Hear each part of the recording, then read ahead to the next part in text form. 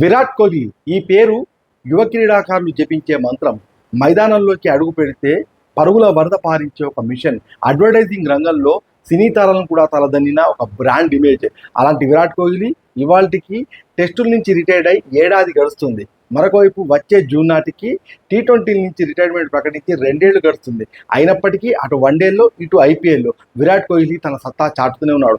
అంతర్జాతీయ క్రికెట్లో విరాట్ కోహ్లీ రికార్డ్స్ మనం ఒకసారి పరిశీలిస్తే 28,000 పరుగులతోని, 85 సెంచరీలతోని, 146 హాఫ్ సెంచరీలతోని, 7 డబుల్ సెంచరీలతోని రికార్డుల మూత మోగించాడు. ఐపీఎల్లో ఇంతవరకు ఎవరు చేయనంతగా 9,000 పైచిల్ పరుగులతోని ఆ మార్కును ఇప్పటి వరకు కూడా ఎవరు అందుకోలేదు. ఒక సీజన్లో 973 పరుగులు చేసిన ఆటగాడిగా కూడా ఇప్పటికీ ఆ రికార్డు కోహ్లీ పేరిటే ఉంది. మరొకవైపు 8 ఐపీఎల్ సెంచరీలు, అదేవిధంగా 66 హాఫ్ సెంచరీలతోని కోహ్లీ రికార్డుల మూత మోగించాడు. ఈ క్రమంలో కోహ్లీ ఒక బ్రాండ్ ఇమేజ్గా నిలవడంతో పాటుగా ఎందరో క్రీడాకారులు, క్రికెటర్స్ వస్తూ ఉంటారు, పోతూ ఉంటారు. కానీ కోహ్లీ లాంటి వారు మాత్రమే ఇటు అభిమానుల గుండెల్లో చిరస్థాయిగా నిలిచిపోయే క్రీడాకారులుగా మిగిలిపోతారు. అదే ఇప్పుడు కోహ్లీని మిగిలిన యువ క్రీడాకారులతో సరిసమానంగా ఇప్పటికీ కూడా నిలబెడుతుంది.